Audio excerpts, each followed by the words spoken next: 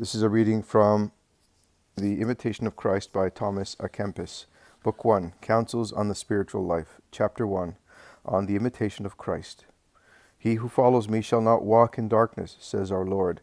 Footnote 1, John chapter 8, verse 12. In these words, Christ counsels us to follow his life and way if we desire true enlightenment and freedom from all blindness of heart. Footnote 2, Mark chapter 3, verse 5. Let the life of Jesus Christ, then, be our first consideration. The teaching of Jesus far transcends all the teachings of the saints, and whosoever has his Spirit will discover concealed in it heavenly manna. Revelations chapter 2, verse 17. But many people, although they often hear the gospel, feel little desire to follow it because they lack the Spirit of Christ. Romans chapter 8, verse 9. Whoever desires to understand and take delight in the words of Christ must strive to conform his whole life to him. Of what use is it to discourse learnedly on the Trinity if you lack humility and therefore displease the Trinity? Lofty words do not make a man just or holy, but a good life makes him dear to God. I would rather feel contrition than be able to define it. If you knew the whole Bible by heart and all the teachings of the philosophers, how would this help you without the grace and love of God? Vanity of vanities, and all is vanity. Ecclesiasticus chapter 1, verse 2. Except to love God and serve him alone. Deuteronomy chapter 6, verse 13. And this is supreme wisdom, to despise the world and draw daily nearer the kingdom of heaven.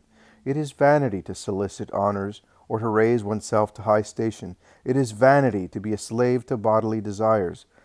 Galatians chapter 5, verse 16, and to crave for things which bring certain retribution.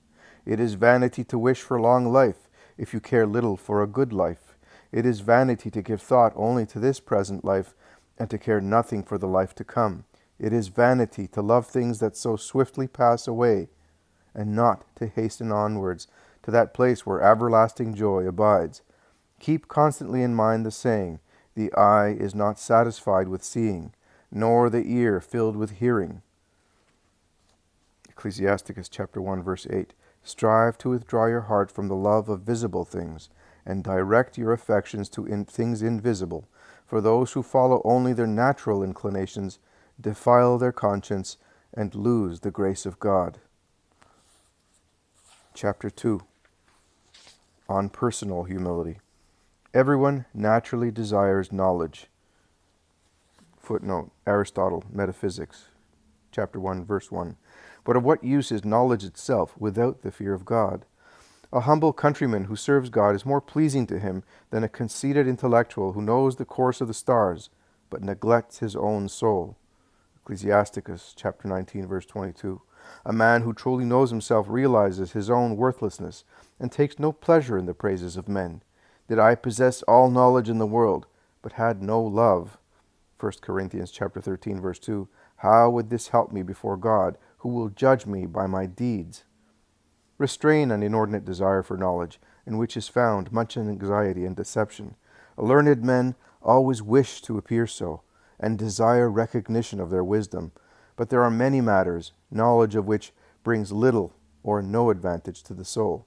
Indeed, a man is unwise if he occupies himself with anything save those that further his salvation.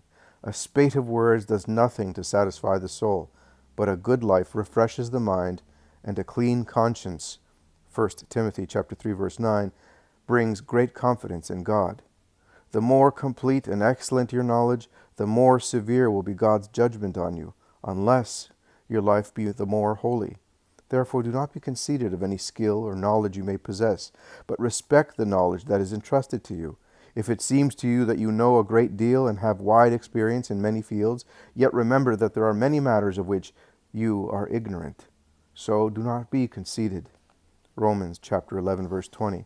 But confess your ignorance. Why do you wish to esteem yourself above others, when there are many who are wiser and more perfect in the law of God? If you desire to know or learn anything to your advantage, then take delight in being unknown and unregarded. A true understanding and humble estimate of oneself is the highest and most valuable of all lessons.